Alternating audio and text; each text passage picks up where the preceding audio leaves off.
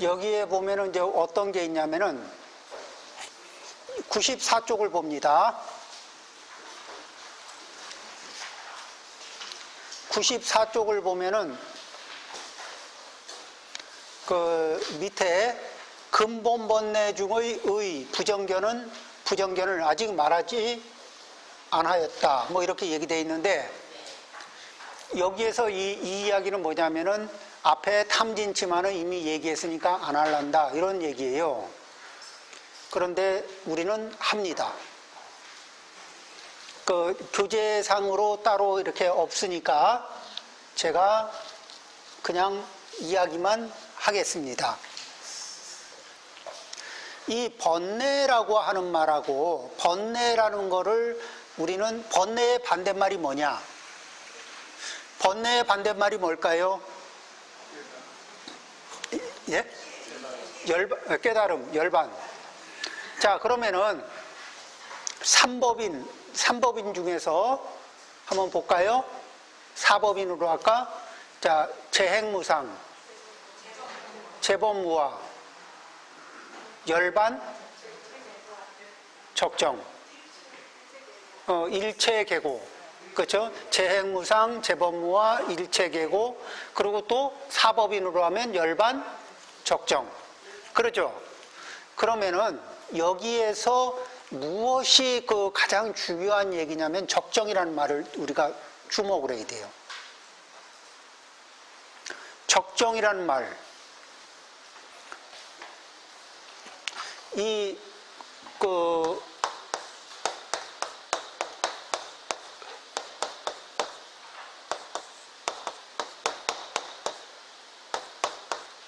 적정, 고요할 정, 고요하다는 말이거든. 안정되고 고요하다는 말인데 그러면서도 뭐예요? 마음이 어두운 상태인가 밝은 상태인가? 밝고 성성하면서도 아주 고요한 상태예요. 그러면은 아주 명료하면서도 고요한 상태. 명료하다는 건 뭐예요? 인과가 선명하게 잘 보이는 거죠. 원인의 상태에 서 있으면서 결과가 선명하게 예측이 되고 결과의 위치에서 원인이 밝게 보이고 이런 상태. 그러면서도 그 마음 상태가 아주 고요해요.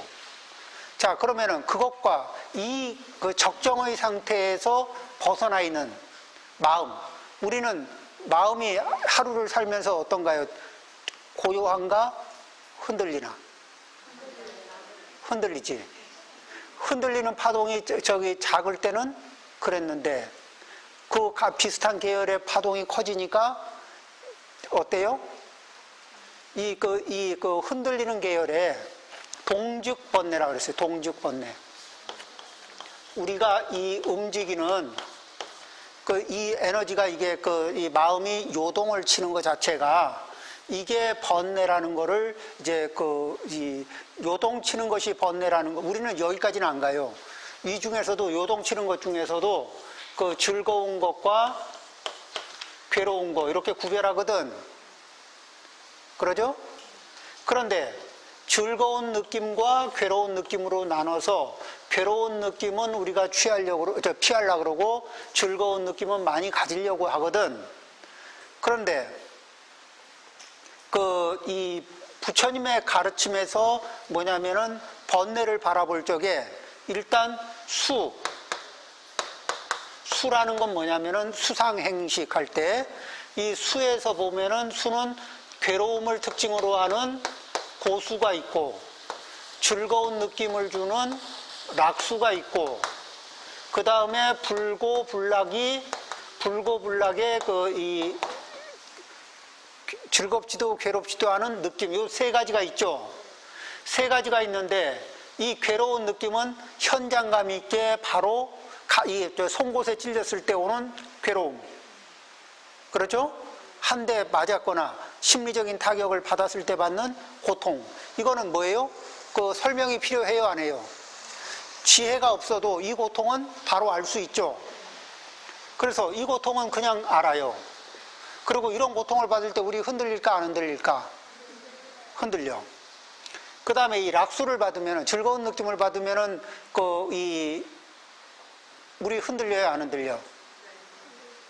자, 이 흔들리긴 흔들리는데, 이렇게 흔들리는 건 좋아요, 이런다고.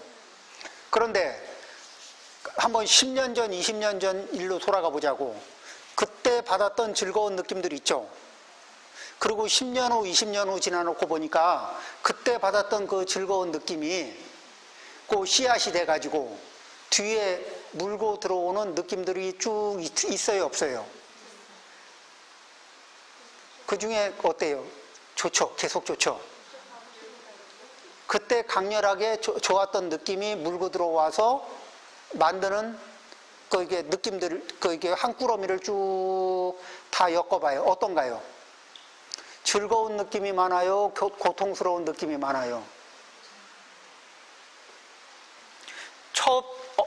첫 번째 대면했을 때는 즐거운 느낌으로 다가왔던 것이 그게 뒤에 보니까 이게 괴로운 느낌을 산더미처럼 크게 만들어서 딱 뒤따라오는 것들이 굉장히 많죠. 그러면은 원래 그놈이 그런 정체가 그런 놈인 줄 알았으면 받았을 것 같아요? 안 받았을 것 같아? 안 받았지. 그런데 그때는 그런 게 있는 줄 몰랐어요. 그리고 나중에 정체를 알아차렸을 때는 거부할 수 있어요, 없어요? 거부 못하고 다 감당해야지. 자, 이 락수는 그런 성격이 있어요. 뭐죠? 처음에는 즐거움을 주는데, 그런데 즐거움을 10개를 줬으면 그 뒤에 괴로움을 한 100개쯤 안겨주거든. 그러니까 즐거움을 10개쯤 주고 괴로움을 한 100개쯤 안겨주는데, 이 10개쯤 주는 즐거움을 거부할 수 없는 조건으로 주거든.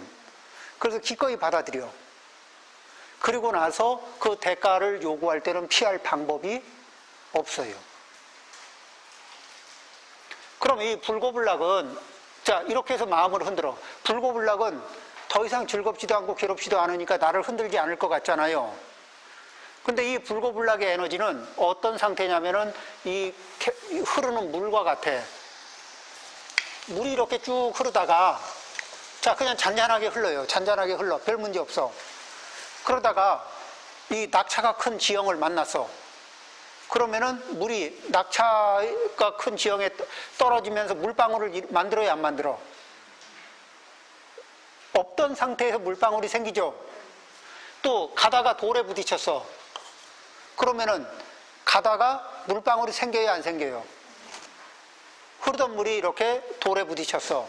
낙차에 의해서 또 이렇게, 그러면 그때마다 물방울이 생기죠. 그렇게 생기는 물방울이 뭐냐면은 이 불고불락의 상태가 고락의 씨앗을 안고 있는 거야. 고수와 락수의 씨앗을 안고 있다가 이런 인연을 만나면은 그게 고수가 나타나고 또 락수가 나타나고 그래요. 그리고 고수가 발생되든 락수가 발생되든 이 뒤에 보면 총량적으로 살펴보면은 고통의 특징이 숨어 있어요, 안 숨어 있어? 숨어 있죠. 그러니까 이 부처님이 뭐라고 하셨어요? 수. 이것을 관찰해라. 수를 관찰해라. 그래, 어떻게 관찰해서 뭐라 그래요? 관수시고. 수는 고다. 그러니까 수는 고수가 됐던 락수가 됐던 불고불락수가 됐던 그것이 불러오는 특징은 괴로움이다.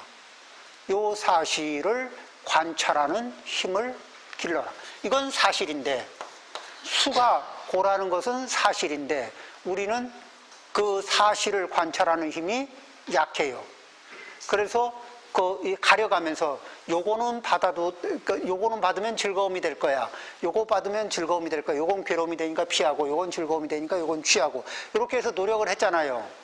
노력을 잔뜩 했는데, 그래서 내 인생은 괴로움은 없고 즐거움만 꽉 찼죠.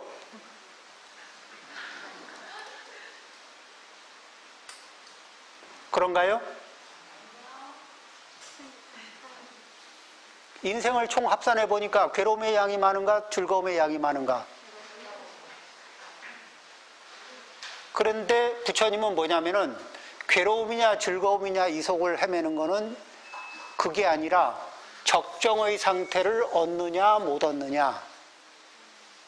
그러니까 선정을 닦으면서 선정력을 높이면 높일수록 적정의 상태에 가까이 갈까 멀리 갈까? 가까이 가죠.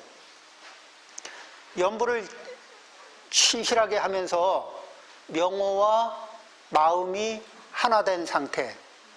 그러면서 다른 이질적인 느낌, 에너지가 끼어들지 못하고 명호와 그 마음이 하나 된 상태가 되면은 그 상태에서는 적정으로 갈까 안 갈까?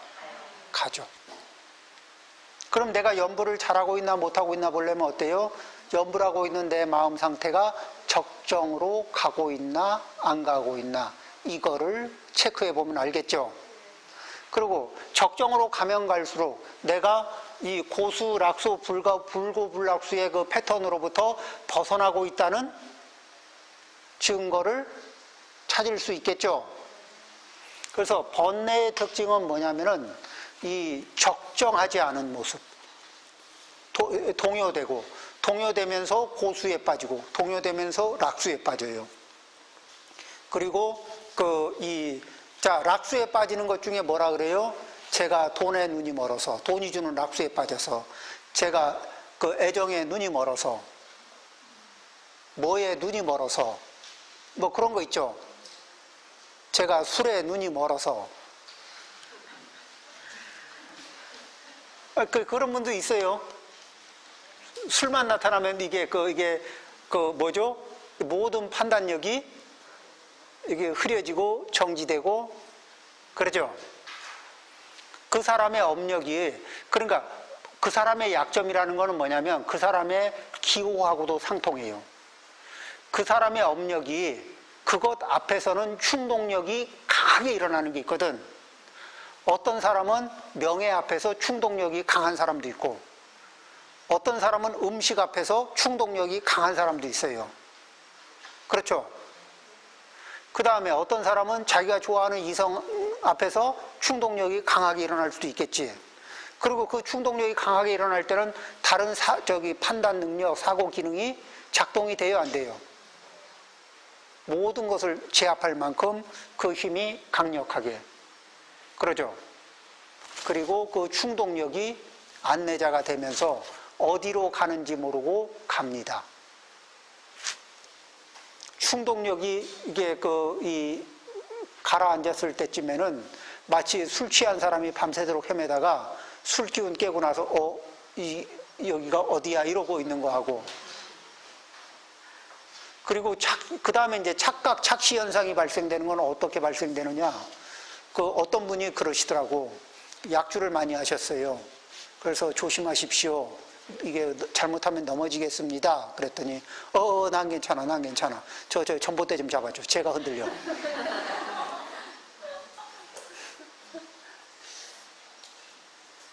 무엇에 이게 무슨 업력에 휘감기거나 이렇다면은 인지가 뒤집혀요. 흔들리는 건 자기 몸인데 이게 전봇대가 흔들리는 것 같고 이 보도블록이 움직이는 것 같아.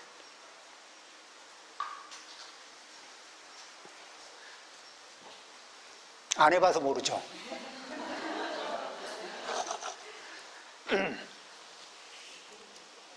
자, 이 번뇌의 특징은, 번뇌에서 우리가 번뇌의 대칭 개념은 뭐죠?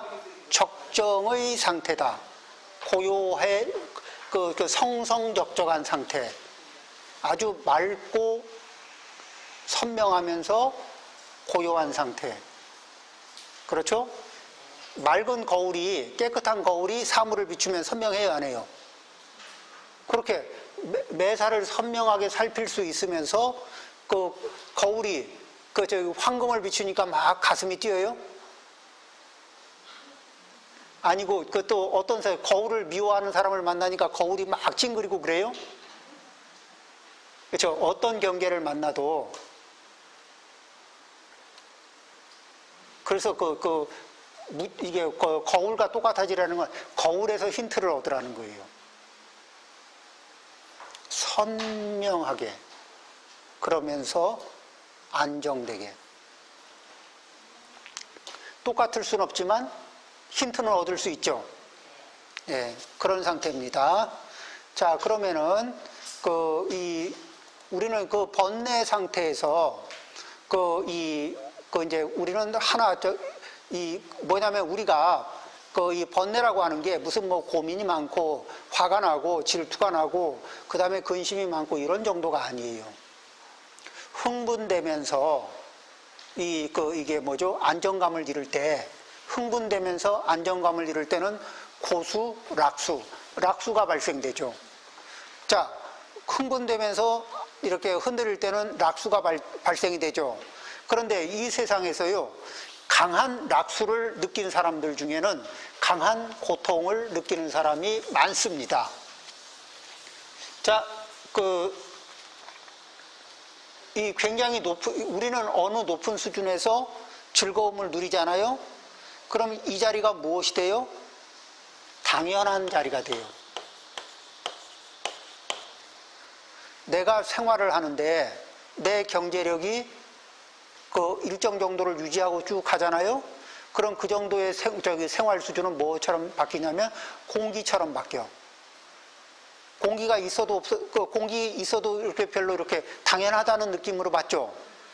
그러다가 기압이 바뀌거나 뭐 하는 것처럼 내 삶의 뭐 상황이 바뀌어서 이 상황으로 오면은 말도 못하기 불편한 거죠. 이쪽으로 올라가면 빨리 적응해서 또 당연해지고, 이쪽으로 오면은 적응하기 전까지 몹시 불편해요. 그러죠? 그 다음에 이 밑에 이 정도까지 오면 인정하기 싫어서 얼굴을 들고 다닐 수가 없어서 뭐 기타 등등의 이유가 수없이 많이 생기면서 이 고통의 편차가 무지무지하게 크게, 그리고 이걸 받아들일 수 없는 사람들이 있어요. 엄청난 박수갈채를 받다가 아무도 주목하지 않는 상황. 그러죠? 감당 못하는 경우가 있어요. 자살도 하죠. 그래서 이런 것들이 뭐냐면은 이 즐거움을 느끼게 하는 락수의 이면이에요. 그 즐거움을 주었던 그 락수가 사라지거나 또는 그런 상황이 오게 되면 받게 되는 이 고통의 총량이 있거든요. 그래서 우리는 그런 상황 속에서 그것이 뭐냐면은 그럴 때 무엇을 해야 되냐면은 이 락수를 일으켰던 이 패턴에 대해서 그렇게 이제 알아차리고 그 자리, 그것이 현재가 됐던 그것이 과거가 됐던 뭐죠? 편안하게 이렇게 안정적으로 내려놔주는 그 연습을 하는 거예요. 찬찬히 내려놔주고, 그리고 우리는 이 세계는 뭐냐면은 이 세계는 예측할 수 없는, 우리가 살아가는 세상은 무상한 세상이거든. 그래서 모든 것이 예측 범위 바깥이에요. 예측한 대로 돌아가던가요? 안 돌아가요. 우리는 어둡거든. 지혜가 부족하니까 뭐를 못 보냐면은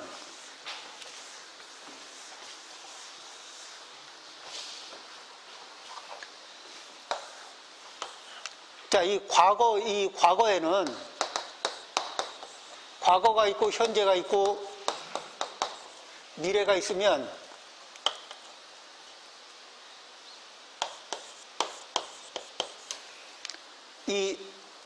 우리가 이 세상에 올 때 어떤 업력을 가지고 오는지 몰라요. 그러니까 이 선을 넘을 때 대개 기억은 사라지고 업력만 남거든요. 업력에는 뭐가 포함돼요? 복력이 남아요. 업력과 복력은 이 차원을 넘어오는데 기억이 안 따라와, 대체적으로. 그런데 금생에 수행을 잘해가지고 이제 이렇게 수행력이 높아지고 마음이 맑아지고 수행력이 높아지면 숙명통이 열리잖아요. 부처님 제자들 중에는 숙명통이 열린 분들이 되게 많죠. 그러면 이제 그걸 들여다봐. 그러면서 뭐예요? 과거에 미천이 얼마만큼 됐는지가 보여. 그럼 과거 미천이 보이면은, 아, 그래서 그렇구나 하고 인과가 이제 내 눈에 보이잖아요.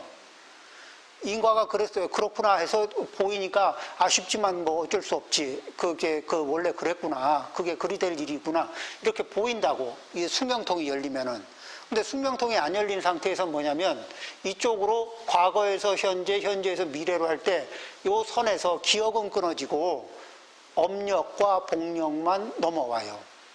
그러면은 여기에서 과거생에 이 같은 부모 밑에 있더라도 내가 과거생에 지어놓은 제복, 과거생에 지어놓은 총명복, 과거생에 지어놓은 건강 장수의 복이 이쪽 저 세상으로 건너오면서 금생으로 건너오면서 그게 따라온다고.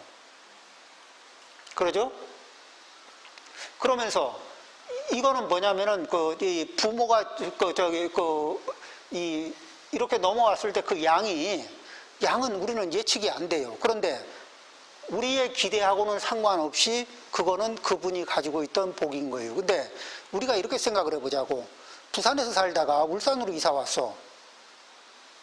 부산에서 살다 울산으로 이사를 했는데 부산에서 살던 그 경제 규모를 벗어나서 울산에서 살 수 있어요? 부산에서 살던 재력이 있을 거 아니에요. 그 재력을 벗어나서 울산에서는 갑자기 다르게 살 수 있어요? 대략 그 정도의 재력이 울산으로 옮겨지는 거죠. 부산의 재력이 울산으로 옮겨지는 거예요. 자기의 이게 업력이.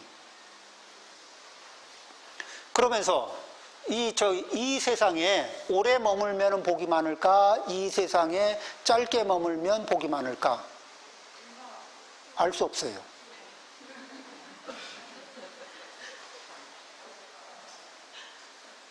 왜냐하면은 어떤 분들은 이 세상에 오래 머물면서 복락을 많이 받는 분도 있고, 어떤 분들은 이 세상에 오래 머물면서 고통을 많이 받는 분들도 있고, 그렇죠?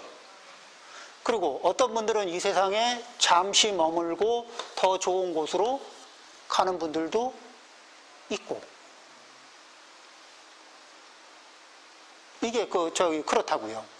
이 세상의 인연복이 얼마만큼 되는지 우리 눈으로 못 봐요. 그래서 우리가 할 수 있는 거는 뭐냐면은, 자, 우리는 이제 아직 우리가 눈이 수명통이 없어서 못 보잖아요?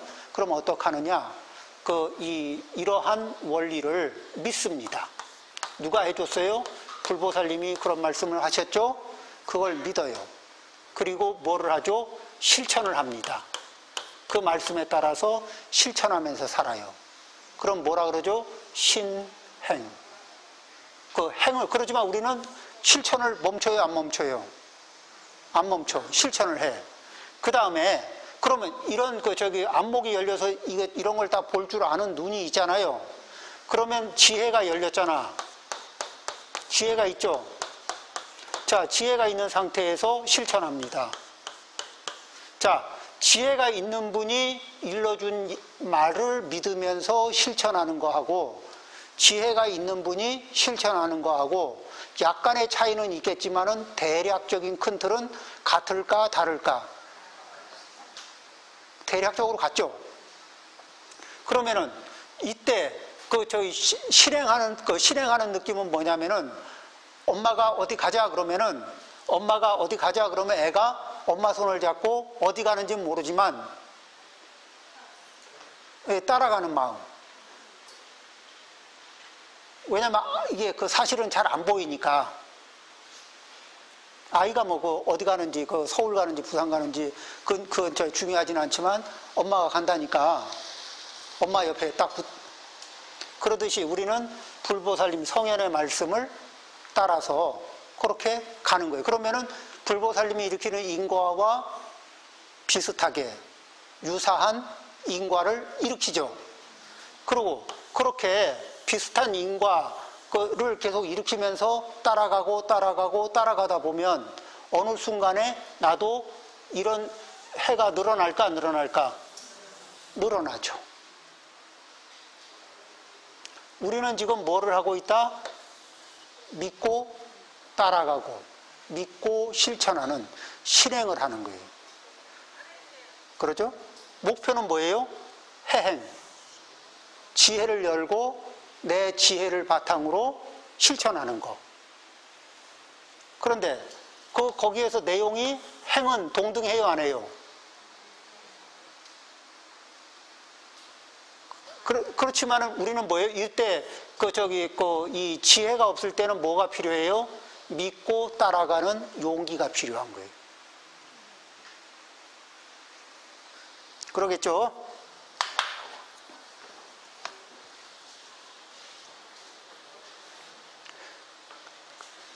자, 그 다음에 이제 여기에서 뭐냐면은 이렇게 이렇게 우리가 과거, 현재, 미래를 이렇게 살아가면서 여기에서 이 세상에서 락수를 많이 누리겠다 이런 게 아니라 과거의 락수를 쿨하게 내려놓고 그 다음에 과거에 나에게 고통을 주었던 원인이 됐던 사람 있죠. 자, 그 사람, 저 사람이 이 보면은, 봐봐요. 제가 우리 보살님을 괴롭혔어요. 그래서 보살님이 이게 마음의 상처를 저로 인해서 많이 받았어요. 그리고 그 상처를 애지중지하면서 절대 상처가 회복되지 않도록 끌어안고 있습니다. 속이 곪고 있습니다. 그러면은 우리 보살님은 아주 현명하시죠.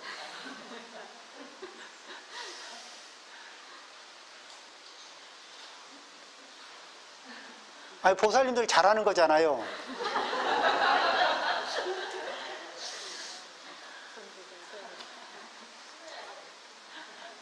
그쵸? 미안하다는 소리 듣고 사과 듣고 보상을 받기 전까지는 이 상처를 절대 아물게 하지 않으리라. 이렇게 하면서 그 상처를 보호 유지하는 그 스킬들이 있잖아. 그쵸? 그리고 인생이 괴롭고 그런 거 있을까 없을까? 있죠? 어떡할까? 부처님은 그런 거 쿨하게 내려놓으라고. 이 무상한 이 세계 속에서 이게 과거세에 지어놓은 인연이 금생에 이렇게 인연이 금생에 그 인연을 만나는데 우리 인간관계에서는 뭐로 만나요? 은혜로운 관계로 만나고 그 다음에 왼수로 만나고. 그쵸? 자, 과거세의 원한관계였어요. 금생에 밀접하게 만나. 그리고 업력을, 기억은 사라졌지만 업력을 풀라 그러면은 어떻게 은혜로운 관계가 되겠어요? 왼수가 되겠어요? 근데 원수가 도망가면은 못 갚잖아. 그러니까 어떻게 돼? 깊은 인연으로 묶여야 돼. 그리고 이제 깊은 인연으로 묶인 상태에서 이 안갚음을 하기 시작하면은 도망갈 자리도 없고 고통 그런 게 있죠. 그럴 때 이제 자기도 뭐예요? 업력은 남고 기억은 사라진 거야. 그렇죠? 그래서 그런 관계에 있는 사람들끼리는 항상 이야기를 합니다. 어떻게? 내가 기억은 사라졌지만 과거에 내가 당신에게 못된 악업을 많이 지은 것 같습니다. 그리고 그 이유로 당신이 나를 힘들게 지금 하는 것 같습니다. 그리고 그렇다면 당신의 행위는 기억은 사라졌지만 업력의 입장에서 보면 정당합니다. 그런데 그렇다 하더라도 우리가 이 귀한 세상을 살아가면서 귀한 생을 살면서 업력의 꼭두각시가 돼서 서로가 서로에게 상처를 주고 상처를 받고 또 과한 상처를 받고 난 뒤에 그 과한 상처로 인한 업력으로 다시 또 안갚음을 하고 이렇게 악업의 악업으로 끝날 날 없이 세세생생 반복할 것인지, 아니면 나는 나의 과거의 업력을 참회하고 당신은 나의 과거의 업력을 용서하고, 또 나는 당신의 과거의 악업을 나도 용서하고 당신은 당신의 과거의 업력을 참회하고, 그리고 어색하고 힘들지만 또 익숙하진 않겠지만 그래도 나는 당신을 정성스럽게 공경하면서 진실한 마음으로 대하기 위해서 노력하겠습니다.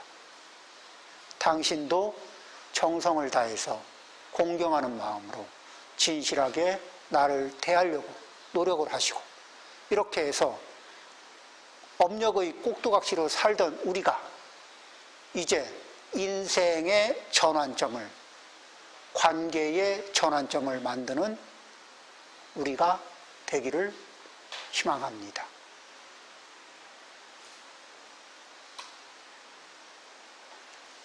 그렇죠? 우리는 안 그러면 이 업력의 꼭두각시가 돼가지고 서로가 서로에게 어떤 기술을 발휘해요? 마치 두 외과 의사가 서로 상대방에게 마취도 없이 외과 수술을 해대는 것과 같은 그런 행동을 할 때도 있겠죠? 언제 주로 많이 해요? 대판할 때. 예? 예, 대판할 때 그런 거 하죠?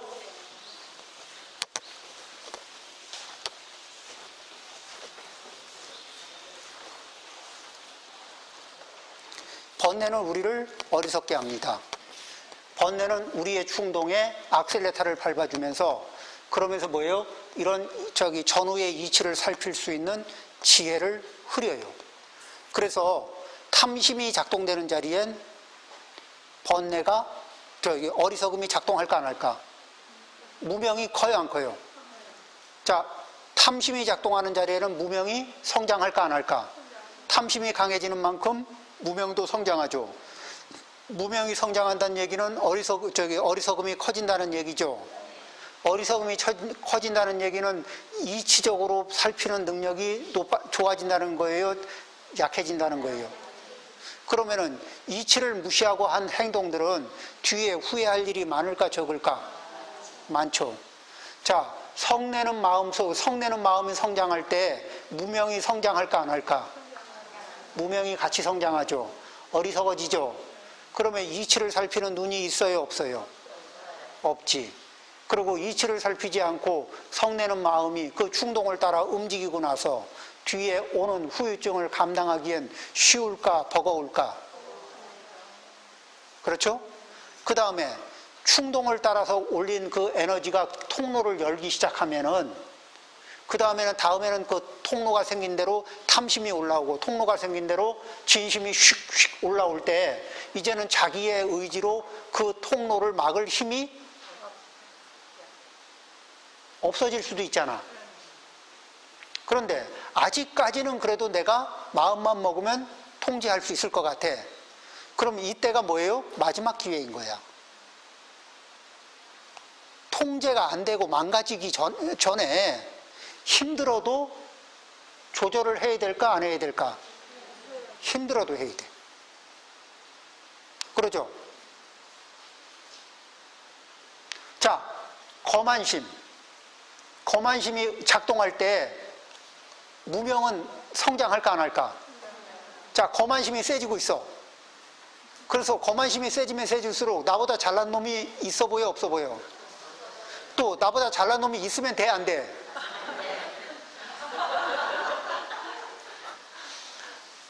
잘난 놈이 있으면 그냥 두면 돼 안 돼?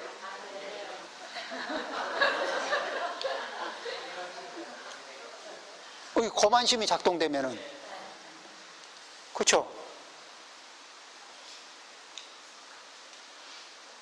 당연히 내가 제일 잘나야 되고, 내 잘남을, 내 돋보임을 장애하는, 막는, 방해하는 그 대상이 누가 있으면은 그거는 인간이 아니야.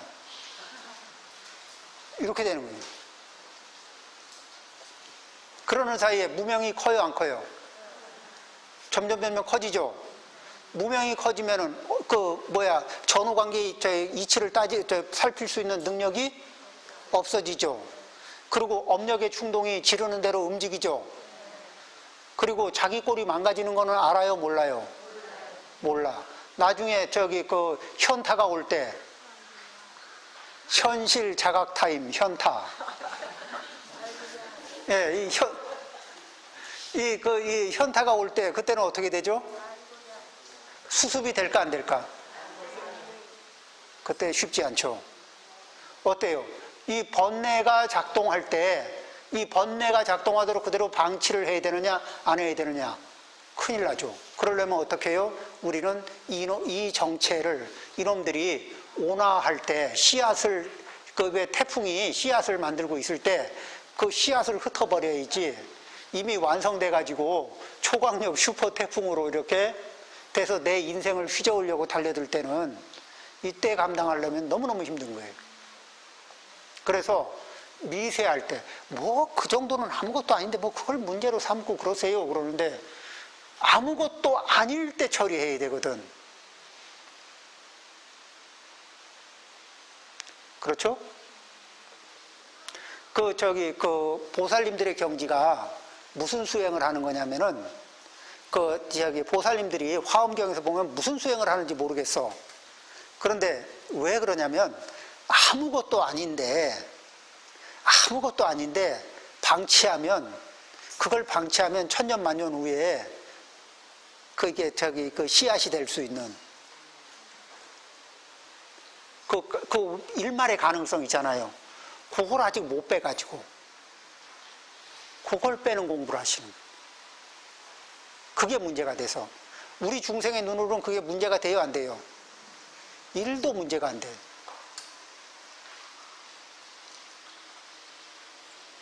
그런데 볼까요? 입술이 망가지면 치아가 손상이 오고, 그렇죠? 치아가 망가지면 위장이 망가지고, 위장이 망가지면 생명에 위협을 받죠. 그거를 순망치안, 입술이 망가지면 치아가 실이다. 그렇죠? 치아에 문제가 생긴다. 이런 얘기죠. 자, 이런 패턴으로 그러면은 우리는 어떻게 돼요? 뭐를 보호하는 쪽으로? 치아에 문제가 생길 때 손을 쓰는 게 아니고 입술을 잘 보호하는 그런 쪽으로. 그러니까 별 문제가 아닐 때, 별 문제가 아닌 자리에서 수습하기. 의학으로 치면은 예방의학 있죠. 질환이 있으면 당연히 치료해야 되고, 질환이 없으면 뭐를 해요? 예방의학을 씁니다. 예방의학은 뭐예요? 건강 상태를 업그레이드 시키는 거고. 그렇죠? 그 다음에 건강 상태를 업그레이드 하는 건 뭐예요? 알맞게 먹고, 알맞게 자고, 알맞게 운동하고. 그리고 부족한 부분은 알아차리고 충족하고. 자, 이런 건데, 그런 부분들을, 자기 인생을 그런 식으로 이끌어 갈 수 있는 그런 눈을 보는 거예요. 자, 그 중에서 이제 탐심을 한번 보겠습니다. 탐심을 볼 시간이 될려나 모르겠는데.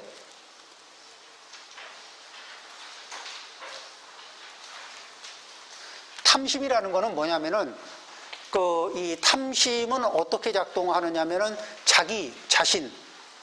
그러니까 3계 안에서 욕계, 우리는 지금 3계 안에 어디에? 욕계 안에 어디에 태어났어요? 인간도에 태어났어요. 그러면 자기 몸과 마음, 요거를 자기 몸과 마음을 유라 그래요. 그리고 자기 몸과 마음의 이 즐거운 상태를 도와주는, 내 몸과 마음의 특징 중에서 나에게 기쁨을, 탐욕을 일으키는 대상이 있어. 특징이 있어. 자, 볼까요? 제가, 이제 어떤 분이 미스 코리아입니다. 그러면 자기 외모에 대해서 이렇게 외모를 거울에 비춰볼 때마다 이게 뿜뿜뿜뿜 하는 이런 게 있을까 없을까? 그쵸?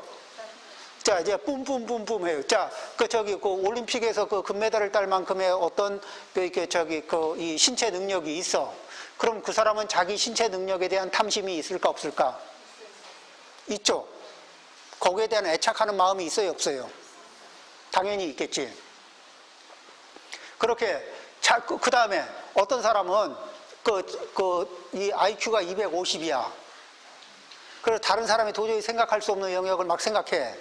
그리고 다른 사람으로부터 찬탄, 갈채를 받아. 그럼 그 부분에 대한 자기 탐심이 발생할까 안 할까? 그러겠죠. 그 다음에 어떤 분은 말을 잘해. 그래서 말을 하기만 하면 사람들로부터 이게 귀를 기울이게 만들어. 또 어떤 논리를 펴면은 사람들이 그래서 자기의 강점에 대해서 이렇게 자주 쓰고 애착을 갖고 집착하고 이런 특징이 있죠. 탐의 대상이 되는 게 자기의 신체적, 정신적 능력 중에서 어느 한 파트가 자기의 이런 집착의 대상이 될 수가 있겠죠. 이렇게 그런 부분과 그 다음에 이 나를 돋보이게 도와주는 옷, 나를 돋보이게 도와주는 지위, 나를 돋보이게 만들어주는 자동차. 그렇죠? 그리고 나의 메이크업을 도와주는 나한테 딱 맞는 화장품. 그러면 탐욕의 대상이 돼요, 안 돼요? 되죠? 요런 것들. 그런 것들에 대해서 그런 것들이 눈에 쏙 들어오면은 그런 게 레이더에 딱 잡히는 순간에 거기에 이게 온 몸과 마음이 딱 집착하려고 하는 그 특징이 발휘돼야 안 돼요. 그리고 그것에 대해서 늘러붙든지 내가 끌려가든지 그걸 땡겨오든지 끌려가든지 이런 그 상태가 발생되죠. 그리고 그런 것들이 인생에 한두 개예요, 여러 개예요? 없나요? 있나요? 한 개? 두 개? 세 개? 여러 개. 그 여러 개가 동시에 동쪽과 서쪽에서 끌어 잡아 당기면은 그럴 때도 있죠. 그럴 땐 갈등. 그렇죠. 탐심과 탐심의 대상들이 갈등을 일으키게 할까 안 할까? 하죠. 그래서 이제 그런 것들이 이게 탐심의 특징들이거든. 그러면은 그런 탐심에 대해서 탐심을 작동시키는데, 자, 자기 내 얼굴에 대한 얼굴은 무상할까 안 할까? 외모가 무상할까 안 할까? 무상하죠. 자, 어떤 물리적인 훼손이 없어도 연세에 따른 이렇게 변화는 있을까 없을까? 당연하게 있죠. 자, 그러니까 나에게 어떤 특징이 있고 내 소유물을 가지고 있어도 무엇을 품고 내 모습을 바라보고 무엇을 품고 내 소유물을 바라보느냐면 무상을 품고, 무상은 다른 말로 얘기하면 변하는 것이다. 긍정적으로 변할 수도 있고 부정적으로 변할 수도 있지만 어쨌든 변하는 특징이 있어요.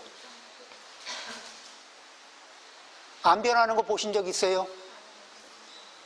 자, 쇠는 잘 변합니까? 안 변합니까? 쇠 잘 안 변해요? 용광로에 집어넣어도 잘 안 변해요? 쇠가 안 변하는 거는, 우리가 볼 때 쇠가 좀 덜 변하는 것 같은 거는 쇠가 변할 조건을 안 만나서 그래. 그러니까 급변할 조건을 안 만나서 그렇거든. 뭐가 빨리 변한다는 얘기는 뭐예요? 급변할 조건을 만난 거야. 그런데 쇠도 급변할 조건이라는 게 있을까 없을까? 있어요. 급변할 조건을 만날 때도 있고 안 만날 때도 있고 어느 순간에 갑자기 만날 수도 있어요. 이거는 다 무상의 범위 안에 들어갈까 안 들어갈까? 들어가요. 자, 그러면은 자, 내가 이렇게 무엇에 대해서, 이거 괜찮네. 괜찮긴 하지만, 무상의 범위 안에 있는 것을, 내가 좋아는 해. 그렇지만 무상의 범위 안에 있는 거야. 그런데, 그 대상만 무상의 범위 안에 있나? 나도 무상의 범위 안에 있나? 그렇죠? 나도 무상의 범위 안에 있어요. 자, 이렇게 모든 것이 무상의 범위 안에 있다는 거, 이것을 염두에 두고서 그 대상을 바라보게 되면 어때요? 그 좋아하더라도 집착하는 힘이 깊어질까? 담담해질까? 집착하는 힘이 담담해지죠. 자, 우리가 지금 여기에서 여기에 있는 분들 중에서 제가 장담 하나 할까요? 못된 장담 하나 할게요. 100년 후에 여기 있는 분들 중에 살아있을 사람은 아무도 없어.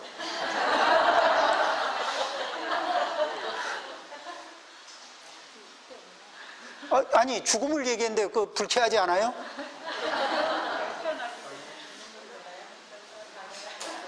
여기에서 제일 중요한 건 뭐냐면 다 접고 누구나 죽는다.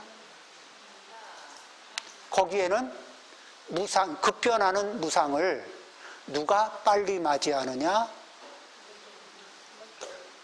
그런데 일정 시간 뒤로 미루어서 100년 뒤로다 딱 선을 넣고 보니까 그 범위를 벗어나는 사람이 아무도 없어요. 그렇죠? 그러면은 우리는 이제 금생을 넘어갈 때 넘어가면서 좀 쾌적한 데로 이사 가는 게 좋을까? 구질구질한 데로 이사 가는 게 좋을까? 쾌적한 데로 이사를 갔으면 좋겠죠? 그러려면 부산에 살다 울산으로 이사를 가려고 그러는데 부산에서 좀 준비 좀 해야 되는 거 아닌가? 그 울산에 좀 쾌적한 데를 골라가려고 그러고 울산에 살다가 부산으로 이사 갈 때 좀 쾌적한 데를 골라가려면은 좀 준비 좀 해야 되는 거 아니에요? 그렇죠? 하고 싶은 대로 다 하고 성질 나는 대로 다 하고 나서 준비가 될까? 안 되죠? 자, 그렇게. 자, 이게 탐심이라는 게 그 어떤 특징을 갖느냐. 그리고 탐심을 일으키는 대상들은 우리 이 세상에 많아요, 적어요? 많으면 많을수록 나를 도와줄까, 시달리게 할까? 우리는 탐심 나는 걸 만나면 기쁨을 주는 줄 알고 그놈이 나한테 기쁨을 줄 줄 알지만 사실은 내 인생을 흔드는 놈들이거든. 그래요, 안 그래요? 근데 또 다시 생각을 해봐요. 내가 탐을 냈던 것이 반드시 필요했던 것이냐, 이거 한번 다시 물어보라고. 내가 탐을 내긴 냈는데 그게 꼭 필요했던 거냐고.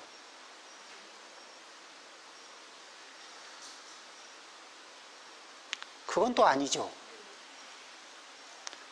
그런데 꼭 필요한 것도 아니었는데 그놈을 탐하느라고 들인 인생의 에너지가 장난이 아니거든.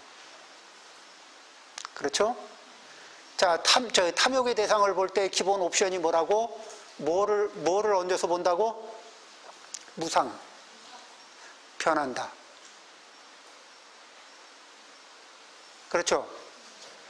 조만간 변한다. 빨리 변한다. 천천히 변한다. 어쨌든 조만간 변한다. 그렇죠? 자, 을이 조만간 변하고 100년 뒤에는 없을 사람인데, 그렇죠? 그러면 이 100년 안에 우리끼리 100년 뒤에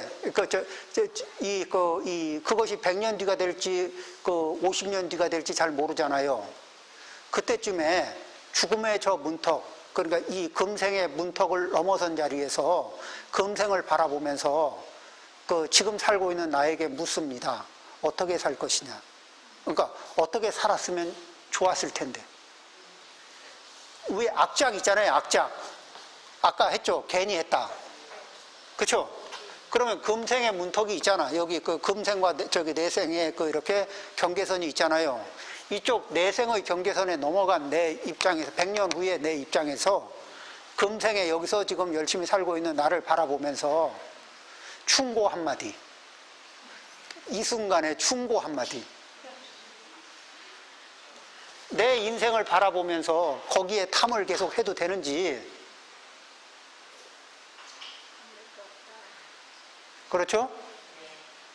충고 한마디를 누구로부터 들어요? 나로부터. 이미 이 세상의 인연을 다한 나로부터 이 세상에 인연이 남아있는 나에게 충고를 해주고 충고를 받아보세요.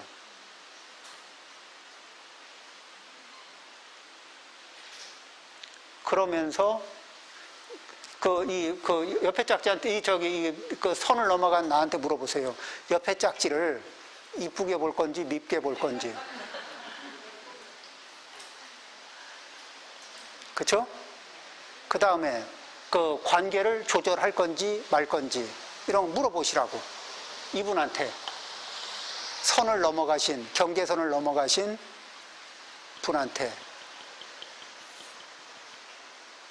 이렇게 물어보고. 그러면 어때요? 지금의 저희 충동이 동반된 탐욕, 충동이 동반된 분노, 충동이 동반된 거만심, 이런 것들이 이 무상의 옵션으로 바라볼 때 모든 것은 변하고 조만간 변하는 그 옵션 위에서 우리는 지난 것을 바라보면 다 변한다는 거 알죠? 그런데 현재의 것과 미래의 것이 변한다는 건 생각할까 안 할까? 현재와 미래는 이렇게 잘 변할 것 같은 느낌을 안 넣죠? 현재와 미래도 과거의 것이 다 변해갔듯이 현재 것도 미래 것도 다 무상, 변화의 옵션 위에 올려져 있다는 거. 그것을 관통하면서, 그걸 관찰하면서 탐욕을 다룹니다. 현재 이 순간, 매 순간순간 작동하는 탐욕을 바라보고 그 힘 조절을 해 나가는 겁니다. 마치겠습니다.